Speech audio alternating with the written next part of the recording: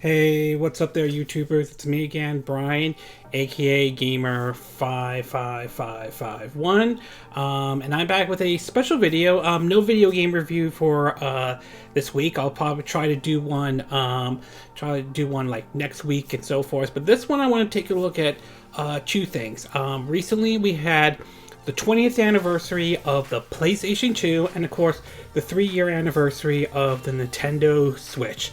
So we'll start off with the first one, and this one has to do with the PlayStation 2. Now, I'm sure most of you, some of you, especially from my generation, remembers when the PS2 came out. I think it was back in 2000. And it was, at the time, a system that really caught a lot of people's attention. A lot of it was because of the fact that it had like a DVD player, and this was at a time when DVDs were starting to become sort of the new norm, and VHS or cassettes were kind of on the way out and all that stuff. And like with anything, there were certainly several launch titles for the PS2. I remember Dynasty Warriors being one of the launch titles, and I think some people brought up the game Orphan, which I think, if I'm saying the name correctly, I did play a little bit of that one. Never really clicked with me, but it wasn't until around 2001 when we started to see some really good games for the PlayStation 2 that really showed its true colors. Games like Onimusha Warlords, Dark Cloud. That's a game I remembered. I got that as a graduation gift when I graduated from high school in 2001. To games like Devil May Cry, Metal Gear Solid 2, Sons of Liberty. We've also had games, let's see, Devil May Cry, Metal Gear Solid 2, Sons of Liberty, also Zone of Endors as well, Zone of Endors 2, the Jak and Daxter trilogy, and of course, I think the kart racing one, along with the Ratchet and Clank and the Sly Cooper series. And there were a lot of really good games for it, though. Even certain games at the time that were released on both the original Xbox and GameCube, the PS2 version always seemed to be the one that did mostly better. If you look at the original Spider-Man that came out for the PS2, GameCube, and the original Xbox, it was really, when you look at it, Xbox was probably the better looking version, followed by the GameCube, and the PS2, which was, to many, was like the worst looking version. But nevertheless, it basically, that game obviously pretty much did well, like on the PlayStation 2.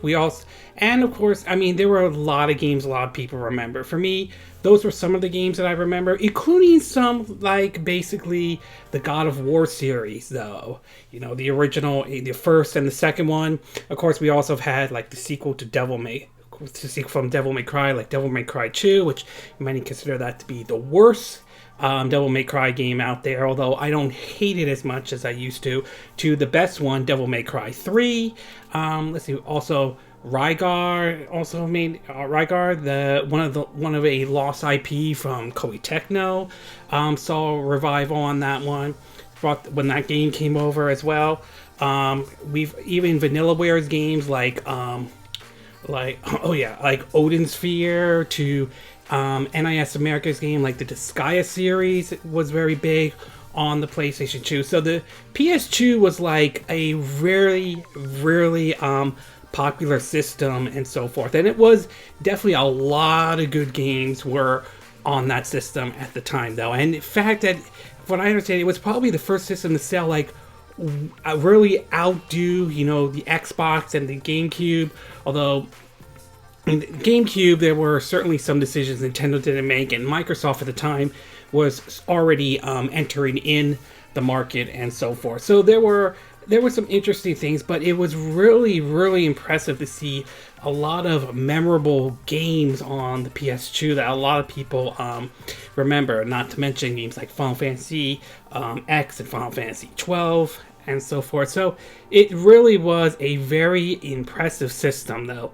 And the only systems that have ever came close to being as good as what the PS2 was, I think, in a way, it's the PS4, which to me almost kind of feels somewhat like a spiritual successor to the PS2, more than I could say about the PS3, which wasn't bad, but wasn't exactly, it didn't really knock it out of the ballpark in a way. And some of that were decisions Sony made that didn't exactly sit very well with the consumers when they showed off, especially with, the whole 6-axle controller and so on. But the PS2 for many was a very impressive system with a lot of the games and all that stuff, not to mention the backwards compatibility that you could play your original PlayStation 1 games on the PS2, which was, of course, a very nice thing. And there are a lot of franchises that a lot of people have very fond memories.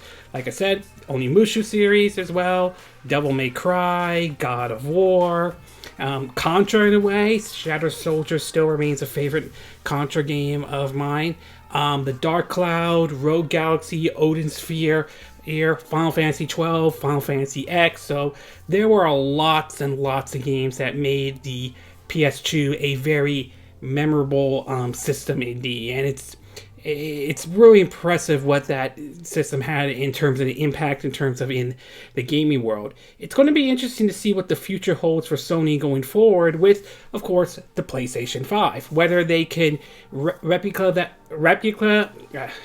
for not saying that word correct, create the kind of success the PS4 and the PS2 had, though, remains to be seen. But I will say, looking back at the PS2, it was a very successful system, and I definitely had a lot of fond memories of the PlayStation 2.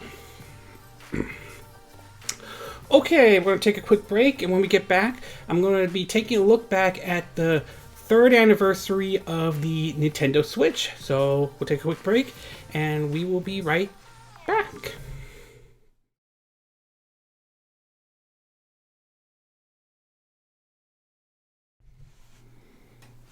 Okay, and we are back with part 2, and for this one, we're going to be taking a look back on the Nintendo Switch. And now, as some of you are probably aware of, this week, or I think last week when this video comes up, though, was the 3rd anniversary of the Nintendo Switch, originally launched back around March 3rd of 2017. And it's been a very interesting journey for the Nintendo Switch so far. Nintendo coming off the heels of the failure that was the Wii U to really bounce back to the Nintendo Switch. Now, when I look back at the Nintendo Switch, it amazes me how far this system has gone, and some of the highs and lows the system has been through, though. I mean, the fact that Nintendo took a gamble with the idea of a portable handheld console was definitely a risk, but it was an idea that actually started to click with consumers. The idea that you could play a game at home and then bring it with you on the go and finish where you left off, and then when you come back home, you could finish off where you left off when you played on the go. It really clicked with audience, and a lot of people liked the idea. But the big thing for me was a lot of it was some of the games that we never thought would ever make their way on a Nintendo system, let alone a system running on basically a Tegra X1 chip, a chipset that's provided by NVIDIA. I mean, games like Doom and Wolfenstein 2 are on there, but even a game like The Witcher 3 Wild Hunt, a graphically demanding game, somehow they managed to get to run on the Nintendo Switch. Though, granted, the Switch just shows some of its limitations, and that the games aren't going to look as impressive as what you would get like on a PS4 or an Xbox One or PC for that matter. But the fact that they managed to bring these games over is really that impressive, though. 2017 was definitely a good year for Nintendo, especially with the launch title with games like Breath of the Wild and, of course, Super Mario Odyssey. 2018, I thought, was an off year for Nintendo in terms of the fact that they had good games, don't get me wrong. It's just that it felt like they banked everything on Super Smash Bros. Ultimate, which, again, if you're a Smash Bros. Fan, that's great, but for everyone else, not so much. But 2019, wow, that definitely was a good year with a lot of the games coming over, including, like I mentioned, the big shocker for me, Witcher 3 Wild Hunt making his way over to Nintendo Switch. while we had games like Luigi's Mansion 3 and Astro Chain and so forth. So 2019 was definitely a good year, and 2020 is going to be very interesting. Especially with, we now know, Animal Crossing New Horizon, which will come out on the same day as Doom, even though Doom Eternal is coming to the Switch, but coming at a later date compared to the other versions. Although I do like the fact that we're seeing fan art with Doom Guy and Isabella from Animal Crossing come together. It's like, it is definitely very impressive though. Now, while I definitely like the Switch and so forth, not everything is 100% perfect though. Couple things, like, the Joy-Cons definitely don't find them to be uncomfortable as some people do. Using the directional button, kind of mixed. I mean, using the directional buttons on the Joy-Cons, they work, but it would be nice to see with the regular Joy-Cons, sort of like an attachment you could use, like a regular control pad or so forth though. Although if you have a Switch Lite, you do have like the regular control pad or Switch Pro. Other things, such as the fact that we still haven't gotten stuff like folders on the Nintendo Switch, which definitely would be a really great thing to have, especially to help organize if you buy games from the Nintendo eShop. We don't have features like Miiverse, which unfortunately doesn't look like they're going to be adding that anytime soon, which is a shame because I would like to see something like Miiverse make a comeback. And all others would complain that there's no, we have YouTube, but we don't have and Hulu, but we don't have Netflix or Amazon Instant Video or Disney Plus. Not a big thing for me, but I can see why some people wouldn't like it. And of course, other things such as Nintendo's Switch Online policy has kind of been mixed at best. Some people kind of love or hate this kind of feature. I can see why some people are not big fans of it, especially with the voice chat option where they require you to use your phone to use the voice chat compared to how PS4, Xbox One, or how PC is done, which I could see the argument against, and I really think it is a dumb argument.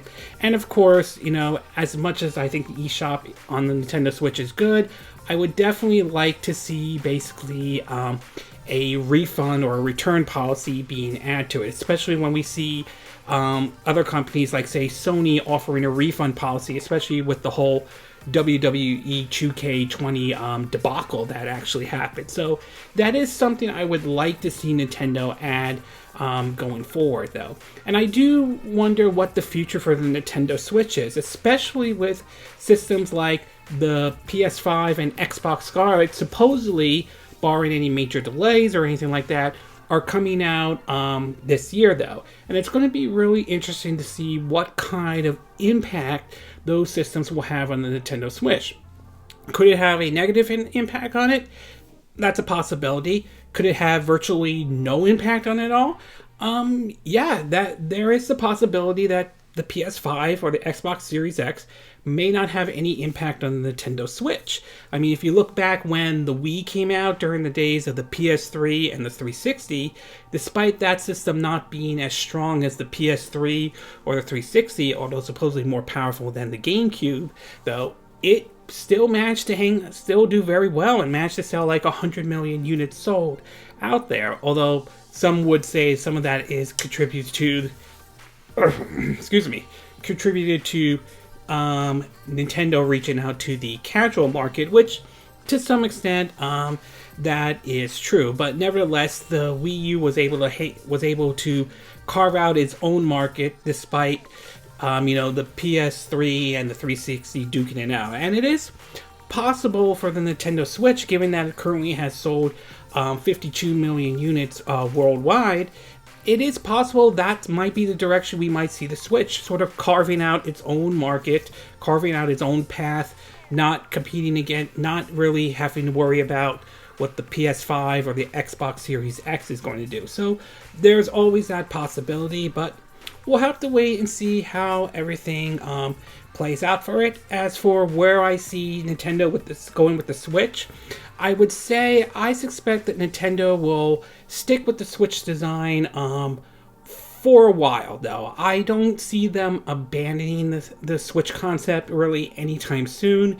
I think it would be extremely difficult for them to go back to the days of just having a handheld and a console, or like that kind of approach, though. I think that they're going to be sticking with the Switch design, not to mention giving the partnership they have with NVIDIA that supposedly lasts for 2 decades.